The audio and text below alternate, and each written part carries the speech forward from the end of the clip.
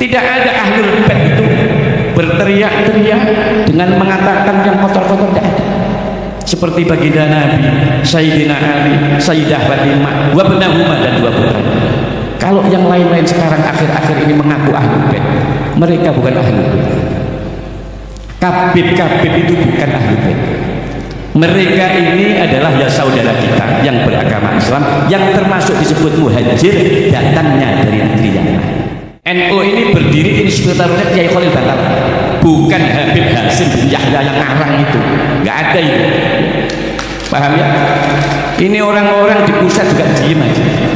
Mulai saya masih memakai katok kolor, saya sudah ngerti kalau inspirator berdirinya NU Kiai Khalil, yang mendirikan ya Syekh Hasim Asy'ari.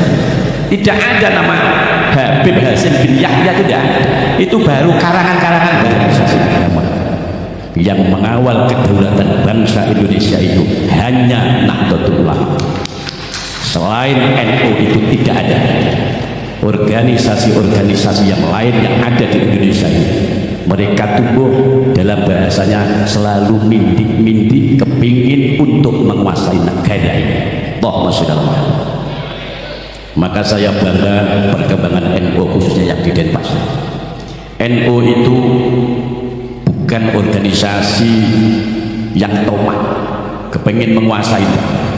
Tidak ada NU begitu. NU adalah sejarah, tidak bisa berbohong bahwasanya sejarah yang berjuang betul mementingkan bangsa ini mulai sejak zaman Budi Utomo, mulai sejak zaman ketika Samak dan Kanjeng Sunan Ampel. Setelahnya itu masuklah penjajah Portugis. Satu-satunya orang golongan yang betul-betul berjuang untuk negeri ini supaya merdeka itu adalah kalangan ahli sunnah wal jamaah, yang dimana terus berkembang sampai 1926 berdirilah Nahdlatul Ulama. Allahumma sholli ala Muhammad. Semua dilindungi, semua diwadahi, karena memang NU itu langkah-langkahnya meniru baginda Nabi Muhammad SAW, yang memang NU itu betul-betul teliti, kiai-kiainya teliti betul, mau memandang apa, mau berbuat apa, NU itu selalu mengadakan bahsul masail, selalu dilihat secara kontekstual dengan kitab yang ada. Jadi tidak ngawur orang-orang NU itu dalam mengendalikan organisasi ini, terutama dalam mengisi keberadaan kelangsungan bangsa dan negara, khususnya negara Indonesia. Allahumma sholli ala Muhammad. Moderasi agama, saking NU ini bagaimana menjaga kedaulatan, tidak mau menyebut, malah sampai-sampai walaupun di situ ada kata-kata qul ya ayyuhal kafirun, muradnya oleh NU supaya lebih tasamuh, disebutnya mereka-mereka yang tidak seagama itu adalah disebut non muslim. Ya enggak? Ini bukti NU menjaga keberagaman. NU bisa diterima di mana-mana. NU tidak eksklusif, makanya disebut NU dalam moderasi agama di dunia mengetahui. Bahkan disebut Islam kita ini ya sebagai orang Nusantara. Maka kalau sebagai orang Nusantara, jagalah Nusantara ini dari rongrongan orang-orang yang ingin membuat kisuh di negara kita. Allahumma sholli ala Muhammad. Kita hargailah mereka. Kalau mereka itu sama, seagama dengan kita, mereka pendatang dari luar, ya kita anggap innamal mu'minuna ikhwah. Sesungguhnya orang yang beriman itu ikhwah, saudara. Al muslimu akhul muslim, saudara. Tapi kalau mencoba-coba untuk merongrong negara ini, maka NU harus nahdoh, bangkit.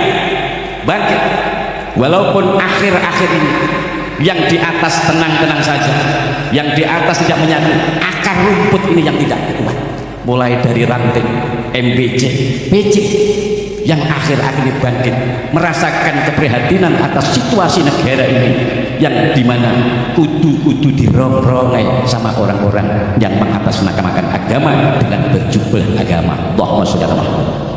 Maka daripada itu saya berharap jangan mudah kalian itu kesengsem istidraj dengan penampilan seseorang, penampilan golongan yang golongan itu sebenarnya memiliki rencana. Anda tahu sendirilah bagaimana PRRI itu. Anda tahu sendirilah Bagaimana komunis Madiun yang dipimpin Musso, itu adalah namanya Musso Al-Munawwar. Loh, yang ini dia mereka juga pendatang dari Yaman. Kemudian konfrontasi PKI tahun 65. Siapa itu pemimpinnya? Dia adalah Dipa Nusantara Ahmad Al-Aidin. Dia seorang itu yang mereka semua merorong negara, yang mereka modus operandinya lagi-lagi masuk ke kalangan kaum pribumi. Bagaimana mereka yang diadu adalah akhir-akhir ini modus operandi mereka hampir sama. Targetnya apa? Sama. Targetnya adalah negeri ini yang paling prihatin untuk menjaga kedaulatan negara ini tidak lain adalah Nahdlatul Ulama. Allahumma sholli ala Muhammad. Maka saya pesan, ya alhamdulillah perkembangan polemik yang akhir-akhir ini adalah menjadi keprihatinan kita bersama. Hubbi ahli baiti, cinta kepada ahli baitku. Ini yang mau saya terangkan supaya jelas siapa ahli bait itu. Cinta kepada ahli bait, keluarga Nabi. Siapa keluarga Nabi? Ditanyakan. Ini ada di dalam kitab Sahih Bukhari. Ya Rasulullah, wa man ahli baiti, siapa orangnya ahli bait itu? Qala Rasulullah sallallahu alaihi wasallam. Dalam hadis itu beliau menjawab, yang disebut ahli bait keluarga Nabi itu adalah Aliun, Sayyidina Ali, wa Fatimah dan Fatimah, wa ibnahuma dan kedua anaknya Sayyidina Hasan dan Husain. Yang keluarga yang lain itu bukan ahli bait. Ahli bait itu cuma 5. Nabi Muhammad sendiri, Sayyidina Ali, Sayyidah Fatimah, Hasan dan Husain. Kalau ada di situ dalam silsilah terdapat ada Sayyid Ali bin Zainal Abidin, Sayyid Ja'far Shadiq, Sayyid Ahmad bin Isa, itu bukan ahli bait, tapi itu adalah dzurriyyah, keturunan baginda Nabi Muhammad sallallahu alaihi wasallam. Supaya tidak salah sampean. Jadi ini harus dijelaskan kepada umat yang akhir-akhir ini dibelokkan oleh ahli belok sejarah. Sejarah dibelok, kuburan-kuburan yang dipalsukan. Wah, ini terus piye gitu cara. Negara ini yang memerdekakan bukan mereka, dipalsukan. Iya enggak? Pernah mendengar? NU yang mengawal, yang sadar, yang khawatir itu adalah akar rumput NU. Yang di atas sana masih santai saja. Akhir-akhir ini mereka bersembunyi di balik pondok-pondok pesantren yang besar. Dulunya mereka mengharamkan perkawinannya, sekarang mereka agak beramai-ramai menikahkan anaknya dengan keluarga pondok pesantren yang besar. Peloso menjadi besannya, Lirboyo jadi besannya, Mbah Fakih Langitan jadi besannya. Padahal itu adalah strategi mereka untuk melancarkan mereka, yang dimana pelancarannya untuk bisa merekrut pecinta-pecinta, muhibin. Itu adalah strategi mereka. Toha dan kawan-kawan, jangan dibohongi. Saya ini sudah terasa kayak gini mulai dari tahun 95. Saya sudah terasa bahwa itu adalah strategi mereka. Mereka itu bukan ahli bait. Kalau ahli bait 5 itu Al-Quran dawuh, innama yuridullahu liyudhiba ankumul rijsa ahlal baiti wa yutahhirakum tathira. 5 orang ini yang disucikan oleh Allah, disucikan dari perbuatan-perbuatan yang buruk, dari hasud, dari perbuatan buruk. 5 orang selalu disucikan dengan akwal yang baik, tingkah laku yang mulia, bicara yang mulia. Tidak ada ahlul bait itu berteriak-teriak dengan mengatakan yang kotor-kotor, tidak ada. Seperti baginda Nabi, Sayyidina Ali, Sayyidah Fatimah, wa ibnahuma dan 2 putra. Kalau yang lain-lain sekarang akhir-akhir ini mengaku ahlul bait, mereka bukan ahlul bait. Kabib itu bukan ahlul bait. Mereka ini adalah saudara kita yang beragama Islam, yang termasuk disebut muhajir, datangnya dari negeri yang lain, bukan dari negeri Arab Mekah, bukan dari negeri Arab Madinah. Kalau mereka mengaku kedatangannya di Indonesia itu mencetak para ulama-ulama, saya tanya yang ada ini, siapa yang pernah diajarkan oleh kabib-kabib itu? Siapa? Paling sampai juga alumni Blok Agung, alumni Al-Azhar Tugu, alumni Asafiyah Asem Bagus. Tidak ada satupun. Ya ada alumni Darwah. Tapi alumni Darwah saya berani ngetes, kalau apal alfiyah di sini saya pengen tahu. Yang ngajarkan Jurumiyah, Imriti, Alfiyah dan lain-lain itu ya pondok-pondok itu. Paham ya? Yang akhir-akhir ini di aku kedatangannya kata mencetak ulama-ulama. Aku kira tahu diajari dia ulama yang mana lagi. Allahumma sholli ala Muhammad. Hubbi ahli bait, cinta kepada ahli bait, cinta kepada Nabi Muhammad, cinta kepada Sayyidina Ali, cinta kepada Sayyidah Fatimah Az-Zahra, dan cinta kepada Sayyidina Hasan dan Husain. Itulah. Lalu yang ketiga, bisa dilanjut ya. Yang ketiga itu adalah ajari anakmu, adibu auladakum bi qiraatil Qur'an. Ajari anakmu itu membaca Al-Qur'an. Ajari Al-Quran itu, belajarlah kepada para kiai, para ustaz. Yang ustaz dan kiai itu sangat ilmunya jelas. Gampangnya ngomong supaya nggak nemen-nemen. Wis delok sapa gurune ustaz. Nek ustaznya itu keluaran dari Ma'had Salafiyah Asy-Syafi'iyah An-Nahdiyah NU, wis ajarlah. Tapi kalau orang tahu mondok, Sabrowi orang ngerti, Kailani orang ngerti, Jurumiyah orang ngerti, Ibriti tidak ngerti, apalagi Albi fa'ala yaqulu fa'lan wa huwa fa'ilun ila akhirih, tidak ngerti. Ajarkan kepada ustaz yang jelas mutakharijin mana, termasuk mutakharijin alumni mutakharij mana, ajarkan itu. Tapi kalau cuma nyanyi-nyanyi sholawat itu gampang, cuma nyanyi ya kan. Dengan saya menyebutkan ini kan juga metode adalah maraknya sekali. Saya juga sedang bersaudara. Saya tetap menganggap mereka adalah saudara saya. Tapi dibanding dengan keprihatinan yang ada berkenaan dengan ke depan kecurigaan kami, keberadaan kedaulatan negara yang jauh lebih penting, dan menganggap Anda ini adalah orang di bawah mereka, padahal kita ini di hadapan Allah adalah sama, karena di hadapan Allah orang yang paling mulia adalah orang yang paling takwa di antara kamu sekalian. Allahumma sholli ala Muhammad. Tidak ada warga kelas 1 di dunia, tidak ada. Islam tidak mengajarkan itu. Islam tidak mengajarkan kelas-kelas. Ini kelasnya apa? Kelasnya kiri, ini kelasnya tidak ada. Malah dikatakan bahwasanya fuqara masyakin, orang-orang fakir dan miskin, kalau dia ini banyak membaca tasbih, maka besok berada di akhirat, di surga, itu sama dengan orang-orang yang kaya, yang mereka bisa haji, yang mereka itu juga menetapi infaknya dan sebagainya. Itu berarti kelasnya sama. Makanya Allah menyatakan bahwasanya ya ayyuhan nas inna khalaqnakum min dzakari wa unsa wa ja'alnakum syu'uban wa qabaila lita'arafu inna akramakum indallahi atqakum. Ya ayyuhan nas, manungsa, wahai manusia yang banyak yang hadir ini, sesungguhnya aku menciptakan manusia. Saya ciptakan terdiri dari pria dan wanita. Dari pria dan wanita itu waja'alnakum, aku jadikan kamu sekalian syu'uban, berbangsa-bangsa, wa qabaila, dan bersuku-suku. Anda aku jadikan sebagai bangsa Indonesia, bangsa Arab, bangsa Amerika, Malaysia, Korea, dan lain-lain, itu syu'uban. Wa qabaila, dan aku jadikan Anda bersuku-suku.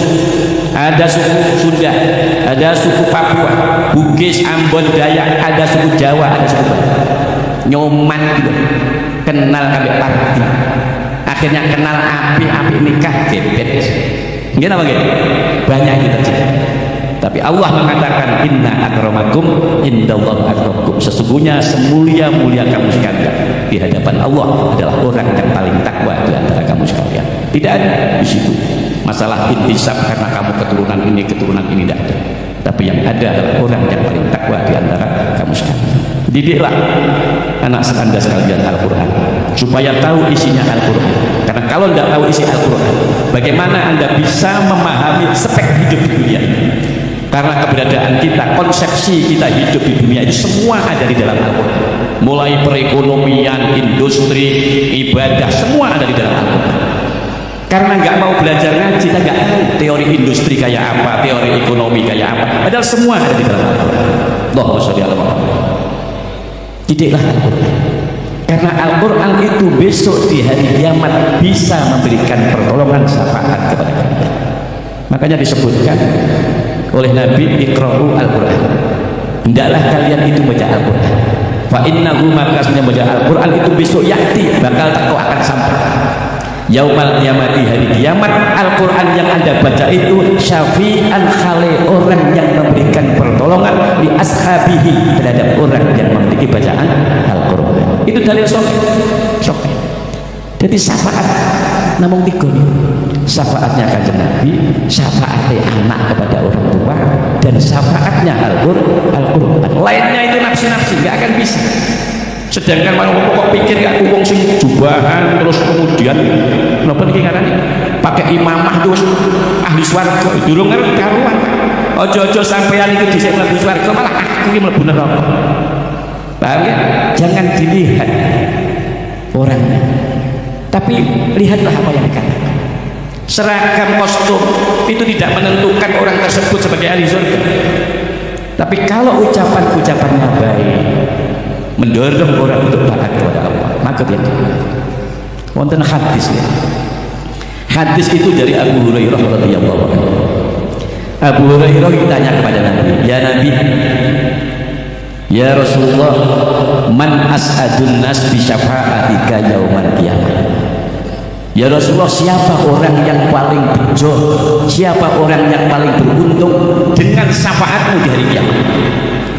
Qala Rasulullah sallallahu alaihi wasallam, Rasulullah menjawab, as'adun nas, orang yang paling bejo, paling beruntung yaumal kiamat, di hari kiamat, iku man orang qala, yang membaca la ilaha illallah mukhlisan min qalbi, orang yang membaca la ilaha illallah mukhlisan, ikhlas, min qalbihi, dari hatinya. Rawahu Muslim. Ini hadis yang sahih, yaitu dari riwayat Muslim. Mula hadirin Bapak Ibu sekalian ingkang wilaya, itu hadir di majelis ini, hadirlah dengan ikhlas. Krono syafaat baginda Nabi ini betul-betul ada, pertolongannya ada. Pernah suatu ketika yang Nabi Adam alaihissalam melakukan kesalahan lalu berdoa, itu saya baca banyak kitabnya, ada di dalam kitab Al-Mustadrak, ada di dalam kitab Mafahim Yajib Entusohah. Itu dikatakan bahwasanya ketika Nabi Adam itu berdoa, ya Rabbi as'aluka bi haqqi Muhammadin sallallahu alaihi wasallam illa ma ghafartani, ya Rabbi aku memohon kepada engkau bi haqqi Muhammad, dengan haknya Muhammad SAW, illa, kecuali supaya engkau mengampuni kepada aku. Jadi Nabi Adam dulu diampuni oleh Allah kesalahannya karena memakan buah kulti, itu berkat syafaatnya, bertawassul dengan haknya Nabi Muhammad SAW. Yang terakhir, yang kisah tarikh, bukan khurafat ya, ini nyata. Dulu itu ada seorang wali yang terkenal namanya Syekhuna Khalil. Mbah Yai Khalil itu hidup di Bangkalan, termasuk inspirator berdirinya NU. NU ini berdiri inspiratornya Kiai Khalil Bangkalan, bukan Habib Hasim bin Yahya yang ngarang itu, nggak ada itu. Paham ya? Ini orang-orang di pusat juga diem aja. Mulai saya masih memakai katok kolor, saya sudah ngerti kalau inspirator berdirinya NU itu Kiai Khalil, yang mendirikan ya Syekh Hasim Asy'ari. Tidak ada nama Habib Hasim bin Yahya, itu tidak ada. Itu baru karangan-karangan baru. Allahumma sholli ala Muhammad. Kiai Khalil ini mengadakan acara maulid seperti ini, baca kitab Madarijus Su'ud Al-Barjanji, itu dibaca kisah. Begitu asik membaca maulid seperti ini, dikejutkan dari arah jalan sana itu berteriak-teriak jualan gendong. Ada pedagang keliling menjajakan gendong. Ngerti gendong ibu? Gendong itu dibuat dari tanah liat, dibentuk sebagai wadah. Kalau zamannya ibu saya dulu itu dipakai tempat beras. Jadi tahun-tahun 60-70-an dulu itu beras diwadahi gendong. Sekarang sudah nggak ada gendong-gendong. Pasien. Nah, orang-orang ini menjajakan gendong keliling, teriak-teriak gendong, gendong. Wah, ini keadaan ramai begini. Wakilnya ketua pondok, kalau dulu namanya lurah pondok, Muhammad sekarang kayak Pak Haji Maskuran lah ya. Lihat, ada apa ini? Kok ribut-ribut teriak-teriak gendong-gendong? Kata Bakul Gendong, saya jualan gendong Pak, masuk sini, ini kan ramai, jadi masuk pasar ini. Loh, ini bukan pasar. Ini Al-Hikmah Joglo sama NU MIC Denpasar mengadakan acara maulid. Kok pasar? Oh ya saya tidak. Kalau gitu Bapak di sini saja. Itu Kiai Khalil, Mbah Kiai Khalil sedang mengadakan maulid. Sedang mengadakan maulid, membaca kitab Al-Barjanji bimaknan dengan makna. Sampai duduk di sini saja, dengarkan Kiai Khalil. Nanti selesai acara, saya beli semua gendong Anda. Akhirnya pedagang keliling gendong tadi itu ya karena dikasih iming-iming begitu, akhirnya nurut. Akhirnya duduk di atas gancing tempat pijak kaki antara pondok dengan pondok, duduk mendengarkan. Begitu mendengarkan Kiai Khalil menceritakan kisah seorang yang cukup monumental, bertalenta agung bernama Muhammad Sallallahu Alaihi Wasallam. Bakul gendong atau penjual pedagang itu muncul dari hatinya keikhlasan rasa mahabbah. Mahabbah itu cinta kepada Nabi adalah belum tahu, rasa senang, keikhlasan dari hatinya seorang pedagang gendong. Tidak lama kemudian suasana majelis maulid ini dikejutkan dengan bau yang sangat wangi. Kata Kiai Khalil, ini bau adalah pertanda hadirnya ruh baginda Rasulullah Muhammad SAW. Coba kamu cari sumbernya, dari mana ini? Konon bau wangi ini tidak hanya di sekitar acara maulid ini, seluruh Bangkalan itu wangi bau itu. Akhirnya dicari di depan, dicari. Ternyata terlihat seorang pedagang genteng tadi kecapean, dia tergeletak merebahkan geletak, kemudian tertidur mungkin. Lalu dibangunkan, Pak bangun. Ini Kiai Khalil kepingin dedauan, kepingin ngomong-ngomong.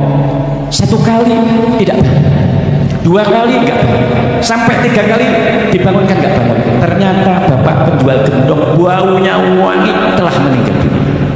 Kata Kiai Khalil, hadza rajulun, ini laki-laki, qalbihi, hatinya rajul yang mati ini ka qalbi Ibrahim, kaya hatinya Nabi Ibrahim. Cumantel dengan Allah, ada mahabbah fi qalbihi, kecintaan di dalam hatinya, cinta kepada Allah dan cinta kepada baginda Nabi Muhammad sallallahu alaihi wasallam. Hadza rajulun waliyun, seorang wali, ahaddu min auliya'i, adalah salah satu walinya. Ternyata orang yang cinta kepada Nabi itu bisa menjadi walinya Allah. Mulai sampai sekarang ini yang kelihatannya maulid mendengarkan ceramah saya, ketoknya kok ya capek, jangan ditahan, kok ya ngantuk, rasa ditahan. Kalau bisa direbahkan sampai geledak, barangkali nanti sebab